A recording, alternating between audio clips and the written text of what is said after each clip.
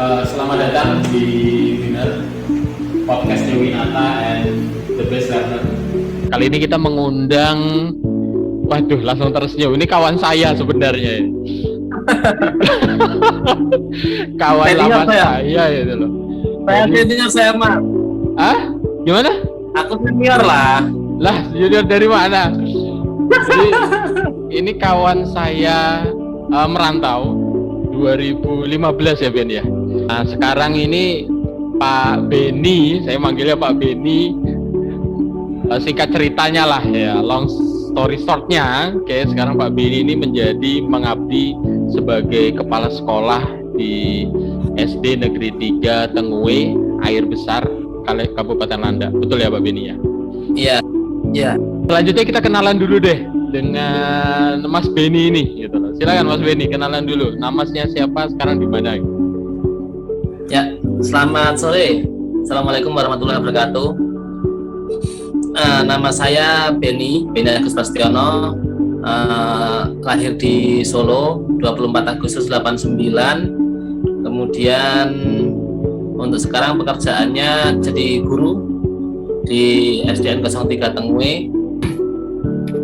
Di sekolah saya itu jaraknya dari rumah kurang lebih itu 2 jam. Saya tinggal di Landak, sekolah saya itu masih di Landak juga, cuman di kecamatannya beda. Kalau rumah saya itu di Kecamatan Ngabang, sekolah saya di Kecamatan Air Besar. Ya kurang lebih seperti itu sedikit perkenalan dari saya. Mungkin kalau misalkan ingin melihat, nanti saya tampilkan sedikit ya Pak Beni soal bagaimana perjalanan Pak Beni dari rumah. Tapi saya cuplikan saja karena mungkin waktunya nggak banyak. Jadi cuplikan saja. Sebenarnya itu aslinya itu di video yang saya dapat dari beliau ini ada sekitar 30-an menit, artinya itu udah dipotong banyak. Jadi melihat bagaimana beliau melakukan perjalanan dari Ngabang ke tempat beliau bekerja. Mungkin saya berikan sedikit, nanti Pak Beni bisa berkomentar Pak Beni. Boleh.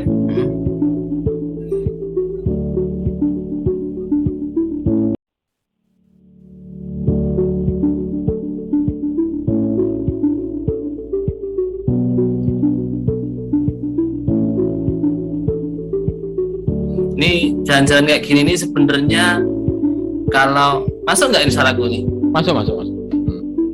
Kalau di daerah Air Besar tuh banyak sebenarnya. Jadi enggak cuma di tempat saya, tapi kebanyakan di sekolah-sekolah khususnya di Kecamatan Air Besar itu banyak gitu. Dan yang lebih parah itu memang banyak itu. Nah, seperti. Nah kalau ini aku cuma pernah ke sana itu sekali ya Pak Beni ya, benar gak ya? Yang waktu itu sampai Ketengon tuh. Betul, sampai Ketengon dan dibantu dirimu lah pokoknya di sana. Terus ini waktu pas jalan pulang tuh apakah lewat sini atau bukan ya Pak Beni? Ya, kita lewat sini kalau pulang. Cuman beda simpang, tapi jalan utamanya sama di sini juga kita pulangnya.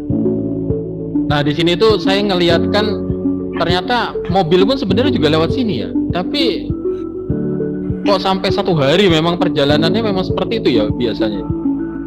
Jadi waktu kejadian ini kebetulan semua akses untuk menuju jalan ke Tengwe itu rusak semua. Jadi yang paling bagus tuh memang ini gitu. Kalau untuk mobil, kalau untuk motor itu masih ada jalan lagi yang lebih bagus tuh lewat Serimbuk, tapi juga hancur juga. Nah, kalau mobil nggak bisa lewat sana karena jembatannya hanya jembatan gantung khusus motor.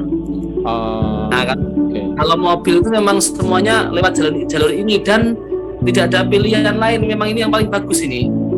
Ini mungkin saya sedikit juga ini ya Pak Beni, bahwa ini memang tidak semuanya jalan itu jelek, begitu ya. Memang ada dalam spot-spot tertentu memang kondisinya memang seperti ini, begitu ya, benar ya? Kurang lebih itu kalau rusak itu antara 100 meteran lah. Cuman kalau pas yang rusak memang nggak bisa, kalau nggak lewat ya nggak lewat sama sekali gitu. Oke, siap. Terima kasih banyak Pak Beni. Siap. Nah itu sekilas lah bagaimana perjuangan kalau saya bilang itu dulu, terutama mungkin kalau daerah KB itu daerah 3D, itu ada Pak Beni. Sekarang mungkin saya mau bertanya Pak Beni. Nah, pelan-pelan kita mulai masuk ke tema kita hari ini. Temanya sebenarnya adalah melihat bagaimana evaluasi pembelajaran. Nah, tapi sebelum ke situ, saya ingin tahu dulu Pak Beni, pembelajaran di sekolah Bapak itu bagaimana? Apakah waktu dulu kan ketika pandemi ini lagi tinggi-tingginya, umumnya waktu itu sekolah itu menggunakan online ya, jadi menggunakan aplikasi. Terus kalau dulu di sana bagaimana waktu pas lagi tinggi-tingginya COVID itu? Ya, nanti mungkin sehabis ini kita cerita bagaimana kondisi sekarang. Atau mau langsung disambung juga boleh, gak apa-apa. Mau dibandingkan juga. Sedikit ya sebelum COVID biar ada pembanding ya. Oke, siap, boleh. Jadi kalau di tempat saya itu sebelum COVID itu jadi gini, saya jelaskan dulu kalau sekolah saya itu termasuk sekolah yang rombelnya lengkap, ada 6 rombel.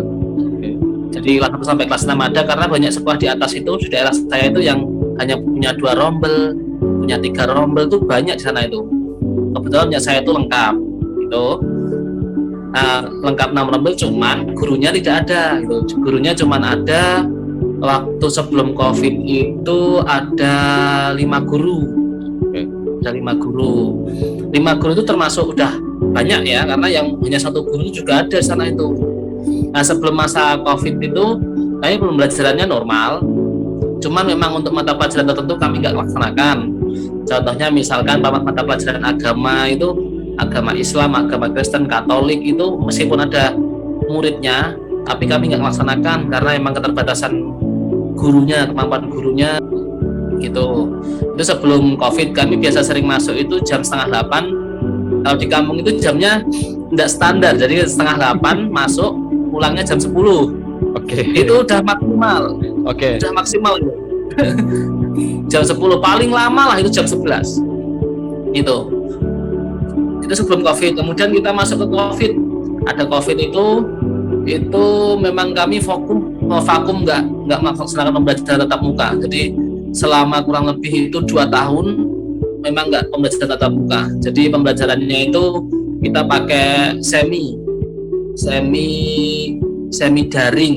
Jadi ada satu waktu itu memang kita, misalkan waktu itu 1 bulan sekali itu memang kita kunjungi ke rumah-rumah itu, atau anak-anak antar tugas ke sekolah, dan sisanya itu daringnya itu bukan lewat Zoom, daringnya hanya lewat WhatsApp.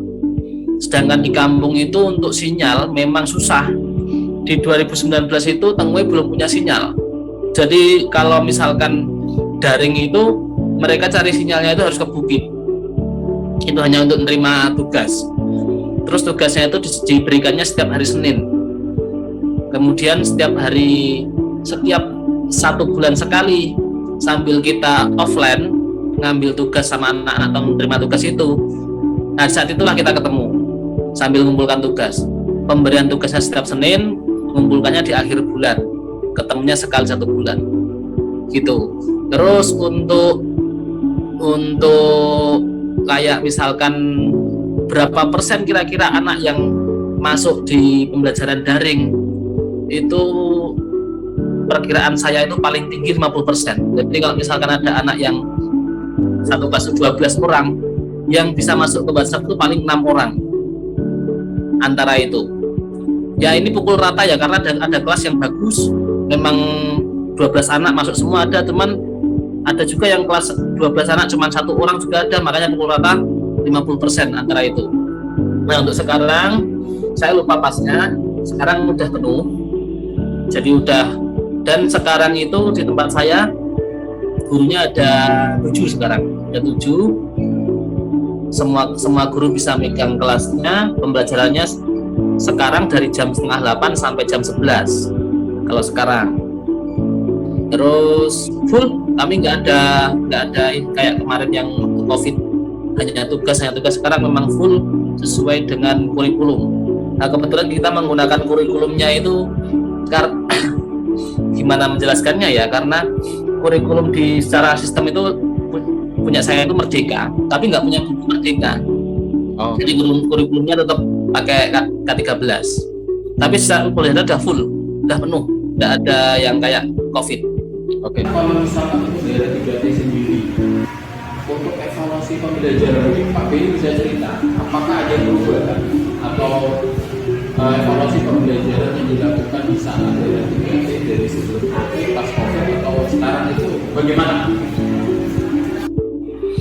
Oke, jadi kalau evaluasi itu kalau sebelum COVID itu sekolah kami ya kayak sesuai jadwal sebelum COVID ya, itu sesuai dengan jadwal. Misalkan yang wajib kita adakan itu kan evaluasinya ini sebelum COVID itu ya UTS, kemudian ulangan tengah semester, kemudian ulangan semester, kemudian ulangan akhir semester. Jadi kalau satu semester tuh pasti wajib itu minimal ada 2 karena UTS sama ulangan semester setiap semesternya.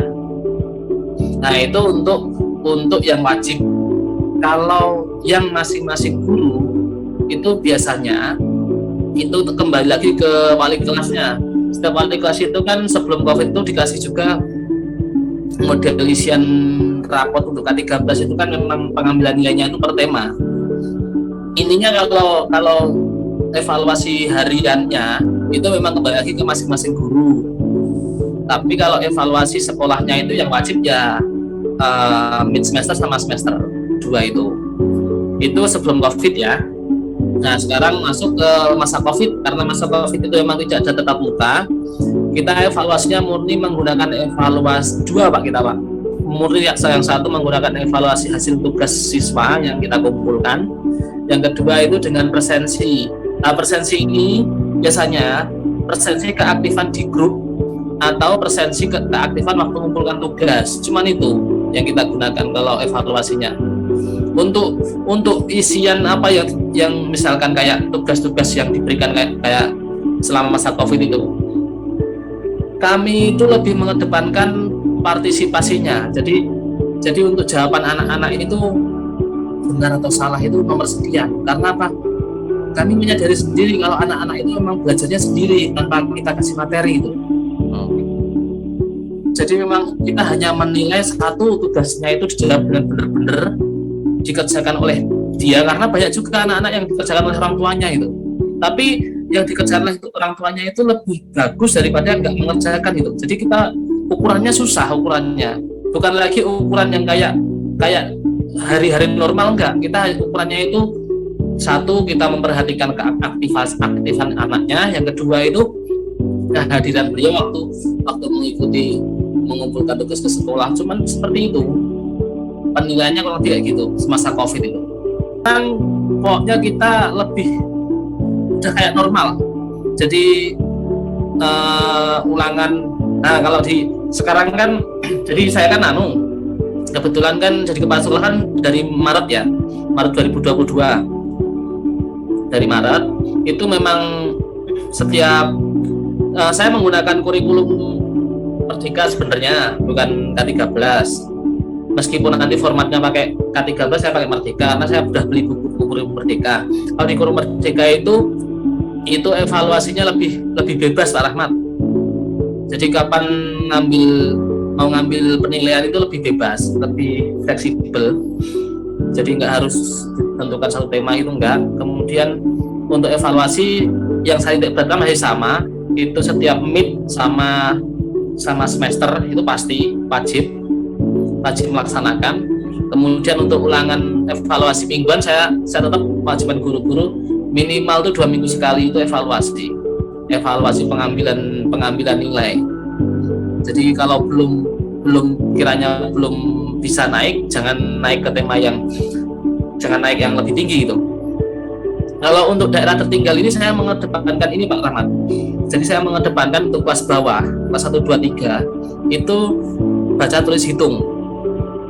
Pokoknya saya apapun temanya, apapun mapelnya itu baca tulis hitung itu yang utama untuk kelas bawah. Kalau untuk kelas 4, 5, 6 bolehlah pakai sesuai dengan materi. Tapi kelas 1, 2, 3 itu baca tulis hitung, karena kemarin asesmen yang dikeluarkan, jadi kita sudah dinilai dengan menggunakan asesmen nasional yang ada raport pendidikan tuh Pak Rahmat, hasil dari ANBK 2018 itu memang dilandak itu kemampuan untuk literasi numerasi itu masih rendah. Kalau sekolah saya itu masih merah semua, dan untuk saran evaluasinya memang harus diperkuat untuk baca tulis hitung gitu Pak Rahmat.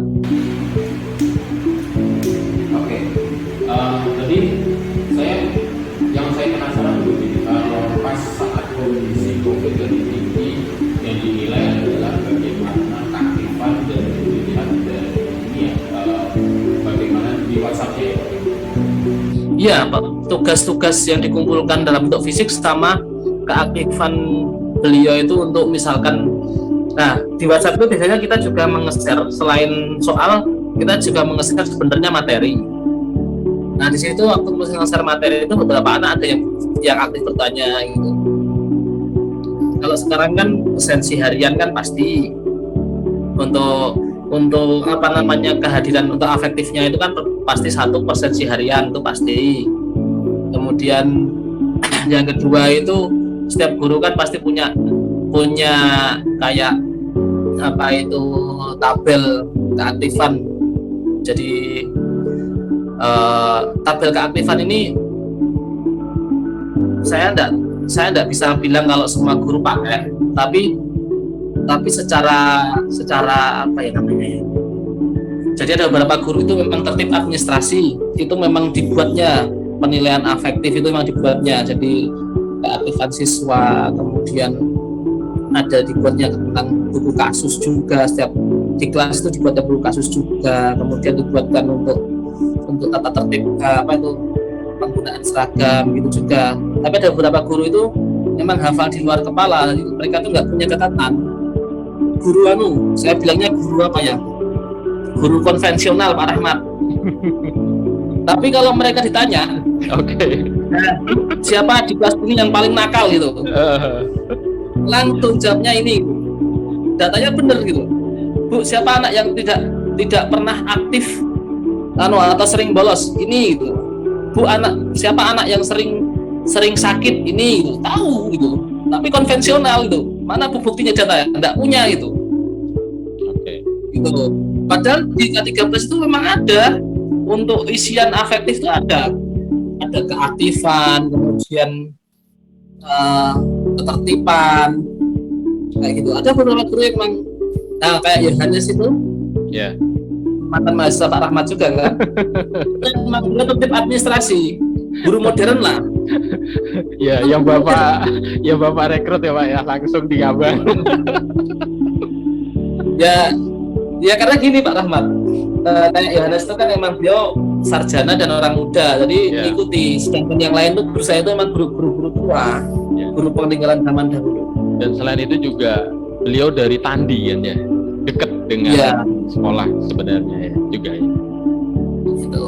Kembali lagi ya tadi ya, jadi untuk penilaiannya kalau afektif ya biasanya kita pakai absen yang paling umum itu. Tapi untuk penilaian kognitif itu ya kita pakai ulangan. Kemudian setiap hari itu kadang guru-guru itu sebelum selesai ngajar materi juga ngasih soal itu, mereka masukkan ke nilai kognitif itu, nilai harian kognitif. Nah untuk psikomotor ini memang kita Pak nggak jalan sebenarnya psikomotor. Psikomotor ini satu susah apa namanya evaluasinya di mapel SD psikomotor. Biasanya psikomotor itu paling di olahraga paling bisa kita terapkan dengan baik gitu, dengan yang benar-benar gitu. Kalau di mata pelajaran lain itu kami susah. Satu memang susah dari segi ininya, kemampuan SDM-nya, pengajarnya gitu. Yang kedua memang nggak punya, terbatas masalah fasilitasnya itu. Oke. Itu Pak Rahmat. Siap, terima kasih Pak Beni.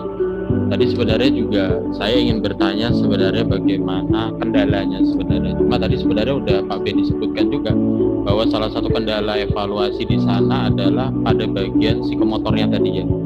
Karena yang gampang psikomotor SDM-nya ya. SDM kami itu memang dari 7 guru. Dari 7 guru itu yang 3 itu memang guru lulusan SMA dan itu sudah mengajar sejak 2002. Oke. Sekarang itu usianya udah 40 lebih semua, cewek-cewek semua. Oke. Tapi kalau di SD Pak Rahmat, jadi kalau Pak Rahmat itu tanya ke saya, apakah guru ini kompeten? Saya jawabnya kompeten. Karena gini, kalau mereka itu saya tempatkan di kelas bawah. Kalau untuk ngajar baca tulis hitung memang untuk SD ini pas banget itu. Saya nggak peduli nggak peduli kemampuan beliau itu nggak bisa evaluasi dan lain-lain, tapi untuk mengajarkan itu memang sabar dan gimana ya, cocok gitu loh. Oke, siap. Oke. Pak Rahmat. Ya, mungkin karena keterbatasan waktu nih Pak Beni, jujur saja saya tuh pengen banyak bertanya sebenarnya, karena kondisi kalau boleh jujur juga kangen Pak dengan Landa, kalau boleh jujur nih. Oke. Nggak usah balik Landa, nggak usah. Lah malah diusir nih gimana ini? Jadi saya mengucapkan terima kasih banyak Pak Beni atas informasinya. Demikianlah yang dapat kita informasi yang bisa kita dapatkan dari Bapak Beni Agus yang saat ini menjadi kepala sekolah di SD Negeri 3 Temui. Beliau bagaimana menceritakan bagaimana kondisi di sana, termasuk bagaimana evaluasi pembelajaran terutama di sekolah juga yang masuk dalam wilayah SD. Kita nanti berjumpa lagi ya pada podcast kita yang selanjutnya. Tetap selalu nonton Winner ya, podcast Winata and the Best Ever. See you.